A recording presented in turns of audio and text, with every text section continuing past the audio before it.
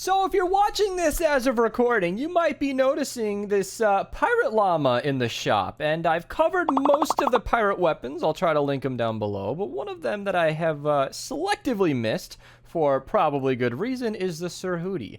And that is a melee that I know very little about, and that's why I say probably, because today's question is going to be, is this weapon good or not? And I'm going to say yesn't. It is good and not good. Let's get into it. So this is one of the melees blessed with Critsplosion. You might be noticing on the screen that the enemies in front of me are dying in large crowds all at once, and that can save a lot of weapons. I think the Critsplosion melees have become a subsection of their own. Nobody cares whether they're club, axes, or swords. If it explodes the enemies on a crit, people are interested, and that is why we are talking about the Sir Hootie today, because not only is the Sir Hootie, part of the pirate set and something relevant, but it's also part of that Critsplosion section, which makes it interesting to talk about. Not to mention, again, there's another melee that also has Critsplosion. So if you guys want to see the fishing hook soon, comment down below. I am willing to spend a core reperk on this weapon just for you guys, and I'm willing to take a look at it. But for today, we're getting into the Sir Hootie. Now, it's a weapon that doesn't swing fast enough to be a top contender. I'm going to tell you straight up, this is not a best weapon in the game. This is not going to be any sleeper pick that you guys have been missing out on. No, don't click off, don't click off. Get back over here. I promise this video is not over. There is something else to talk about. I guess it's the Critsplosion, frankly. It can save a lot of weapons, and it is a club, which does have a couple of issues, and I'm going to get into that now. So, first and foremost, the crit chance is 43%. That is usually something that we can raise with Whiteout Fiona, because she buffs axes, swords, and scythes, which is most of the melees, but then there are weapons like clubs, which don't have any support perk in the game right now as of recording, that actually buffs the crit chance, and the fact that we're only critting 43% of the time is fairly brutal. On top of that, we also have an attack speed of 0.55, and that is another one of the drawbacks of this weapon, because, yeah, 0.55 isn't that bad. That's a swing, it's like 2 swings per second.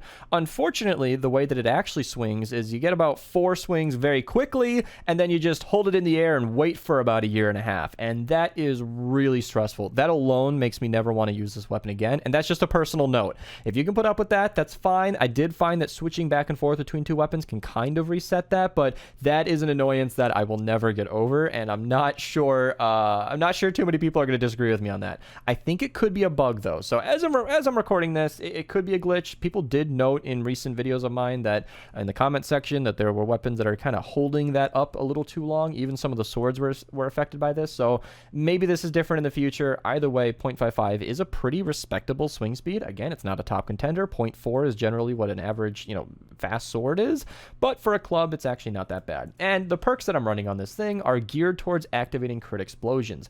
Generally speaking, there are different ways to run this, but with this specific 6 perk, I did want to have at least 1 crit rating, and you can't really use any melee in the entire game without at least 1 attack speed perk on it, so that is always recommended, period. But because I wanted to activate those crits, the crit rating perk went on. Now, if you're just trying to go for an all-out damage build, Luna is just unfortunately too overpowered. I can't not use her. Totally Rocking Out is an option. It's not preferred by me, but you are welcome to try it. But with Luna, you just want to swing as fast as possible. That will always be the highest DPS every single time we've ever ran the numbers, and I kind of leaned into the critting chance here with the corrosive strikes, just activating that whenever, and this is kind of the build that we're going with. Club damage, to my knowledge, is the only hero perk in the entire game as of recording, because a hero rework is coming soon, and I'll update in the pinned comments if relevant, but this is the only hero in the entire game, to my knowledge, that directly buffs clubs, and only clubs, and that is 17%, certainly better than none. The hardwares are interesting because they get a crit rating perk and damage, so I'm not sure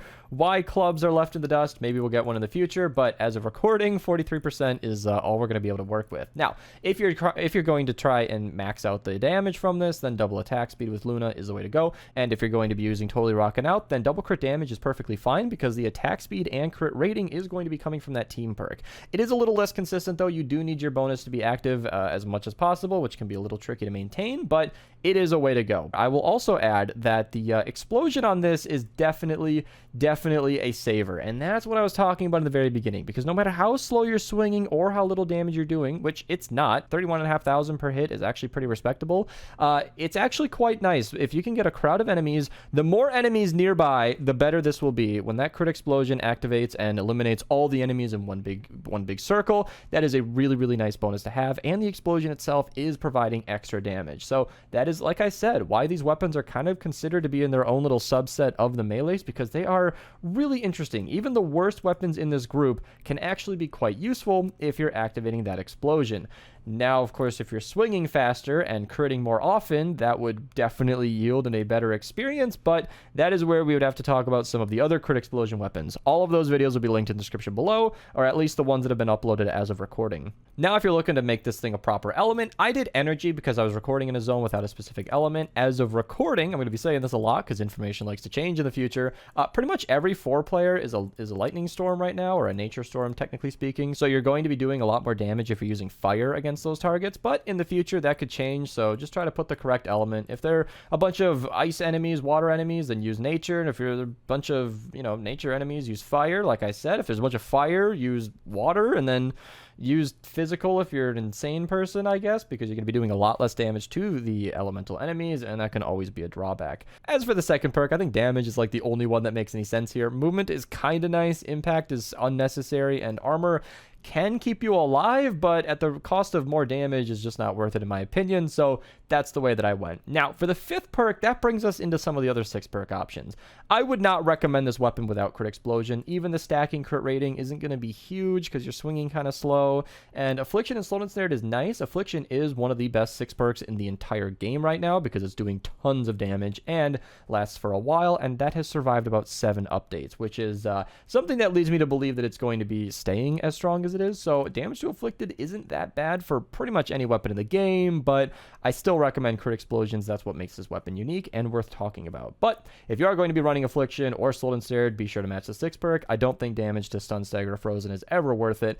And of course, if you are using crit hits or crit rating, I suppose, damage to miss monsters and bosses is what I believe will give you the biggest bang for your buck, because those are the enemies that are going to be surviving most of the damage coming out of this weapon and are definitely going to be giving you the most trouble. But that just about wraps it up for the Sir Hootie. I honestly never thought I'd be discussing this weapon in my entire life. It's always been a mediocre melee, but hey, things change. The Crit Explosion 6 perk was not something that existed when I originally formed my opinion about this weapon, and I'm glad to see that it's a thing, because pretty much, like I said, every melee that has received this 6 perk has pretty much become instantly usable, and while some are still better than others, it does make it worth using and at least trying out. If you guys want to support the channel, feel free to use code Mista to check out. Subscribe if you're new, Twitch link down below. If you guys want to, see me make these videos live, you could hang out in the streams. Thank you guys so much for watching, and have a nice day.